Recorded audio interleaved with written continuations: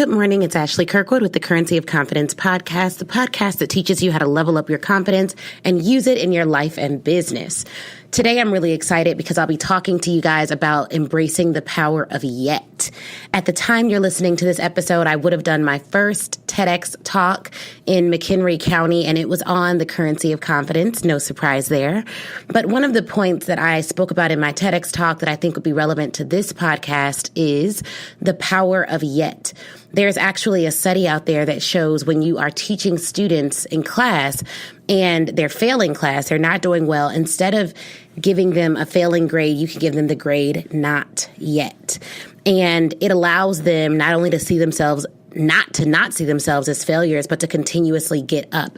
In our lives as entrepreneurs and professionals, we have a lot going on, and we face rejection quite a bit, especially those of us who are in sales, or if you're going after your dreams at a high level, or if you're just the type of person who's always pushing yourself, you should be chasing no's. And I want to be clear about what I mean by that. When I say you should be chasing no's, I mean if every single day all you're hearing is yes, you're not going for opportunities that are big enough. This was something I had to deal with because I realized that I was playing small in my life. And I have an admission for you guys, since we're all family. There was a time when I would only seek out to speak at engagements where I thought I could be really, really good, right? Or that they would definitely want me to be there. And I recognized that's why my business wasn't growing.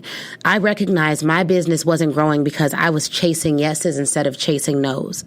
And the fact of the matter is, until you start chasing no's, getting comfortable with rejection, going after things that may say no to you, that may not want you there, that may give you pushback, you will never reach the heights that you can reach in this lifetime. If we continue to play small, if we continue to go after people and things and business and opportunities that we can easily obtain, we'll never push ourselves to realize our full potential. So the power of yet and the importance of chasing no's is this. Even though I'm saying you should chase no's, I don't want you to receive the no as a finality. What do I mean? When you get your first no, I want you to add a T on it and just internalize it as not yet. One of the ways you're going to get ahead this week, on this day, today, right? On the Monday that you're listening to this, is you're going to chase a no. You're going to reach out to a mentor who you've been wanting to reach out to, but were scared they wouldn't meet with you. You're going to pitch for some business that you thought was above and out of your league. You're going to do something that may result in a no, and then you're going to internalize it as a not yet and then try again. People who are highly successful aren't successful because they won a lot. They're successful because they lost enough. Some of us haven't reached our level of success because we just haven't suffered enough losses. And it's not a matter of continuing to fail. It's a matter of continuing to evolve. You can't have a beta test without an alpha test. So on today, on this Motivation Monday, on today's Currency of Confidence episode, we're going to explore how we can embrace the power of not yet. The first thing we can do to embrace the power of not yet is control your thoughts. Control your thoughts. A good friend of mine said something that really stood out. She said she was listening to the radio, and one of the radio personalities said, the person who you talk to the most throughout the day is yourself. What are you telling yourself? Now, the reason I think thoughts are so important because everything starts with a thought. Every good and a bad thing starts with a thought.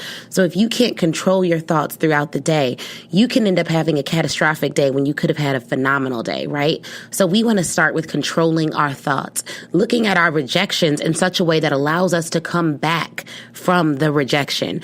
So often when we get rejected, we look at it as though it's a finality, something we can't come back from. But I'm telling you, because I know this for myself, it is not. In fact, you all may know this if you've listened to the first few episodes, but when I first applied to law school, I didn't get in anywhere. I did not get into a single law school. And it was devastating. I was devastated by that.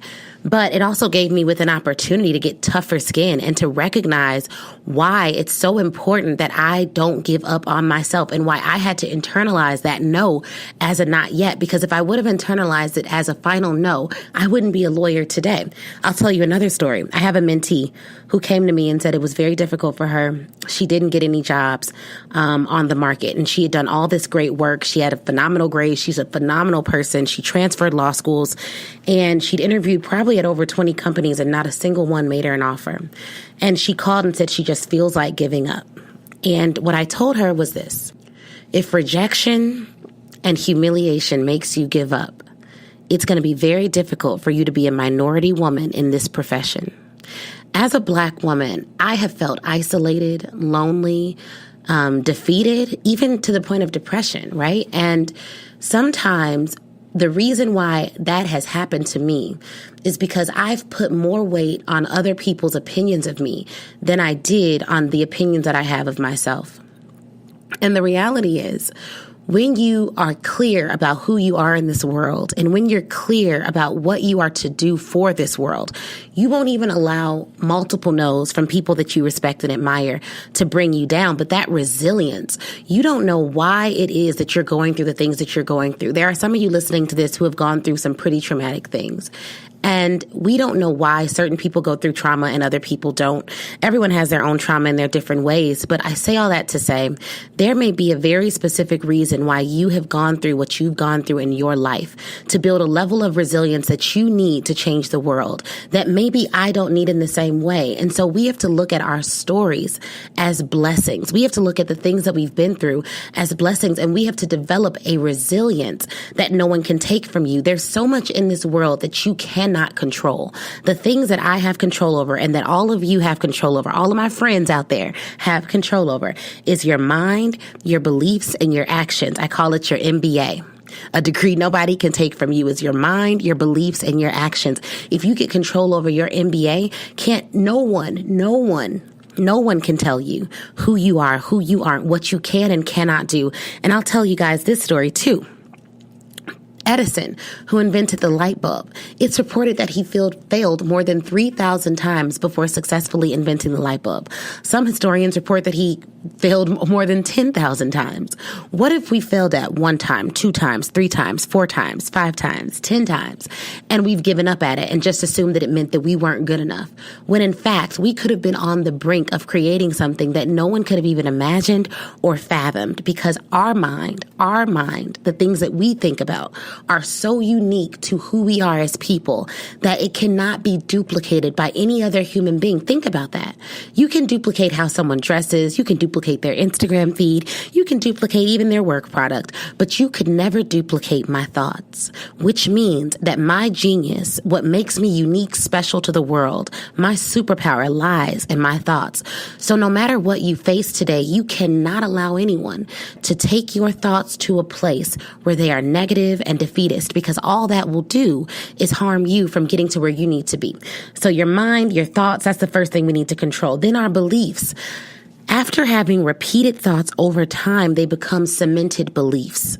So the problem with us being self-defeating and negative and having negative self-talk and looking at our circumstances as though they are finalities instead of just commas is that those beliefs, those thoughts, those negative thoughts can become beliefs, but so can positive thoughts. So if we can consistently think positive thoughts over and over again, putting ourselves up instead of putting ourselves down, those thoughts will become beliefs. And that's how you build your self-esteem. It's not a one-time thing. It is consistently controlling your thoughts and your mindset to the point that those morph into beliefs. And once they morph into beliefs, what do? You act. And once you are acting, that's how you can begin to chase those no's that we talked about and to chase those big rejections that will lead inevitably to big successes, because you won't get rejected 100% of the time. You won't. I used to be in sales, guys, and let me tell you, I would make 100 calls a day, right? And maybe one person would buy something. Maybe one person would buy something. And now that I'm a professional speaker, I'm pitching hundreds of colleges a day, asking them to allow me to come on their campuses and inspire and encourage their students for orientations and workshops. And guess what? Sometimes I get a ton of no's. Sometimes I don't even get responses. But the fact of the matter is, I know for a fact that if I keep pitching, if I keep pushing, I am going to meet someone who is going to be able to make the big yes, who's going to be able to give me a big yes to my asks. And it's the same for you. So you got to get your thoughts in order. Your mind. You want to move those mindsets, that repeated positive mindset, into beliefs. And then you want to take those beliefs, and when you believe in something, you act. That's the difference between those who believe and those who don't. A lot of you will hear things about positive affirmation, say positive things. But it is not until that mindset, those positive words, become thoughts repeatedly, and those thoughts become beliefs, and those beliefs become actions, that you can truly start to chase some big no's and embrace the power of not yet. So here's the challenge. On today, I want you to chase one big no, just one. Do one thing you would not have ordinarily done to push yourself out of your comfort zone in business or in your professional lives, and then tell me about it. You can find me on Instagram at The Currency of Confidence. If you enjoyed this episode, why don't you go ahead and give us a like? If you want to join my email list, text Ashley, ASHLEY, to 66866. Again, that's Ashley at 66866. And you can join my email list, text Ashley to 66866, and join the conversation on Instagram at The Currency of Confidence. I'll talk to you soon next Monday. Have a wonderful and prosperous Monday. It's your girl, Ashley Kirkwood, signing off.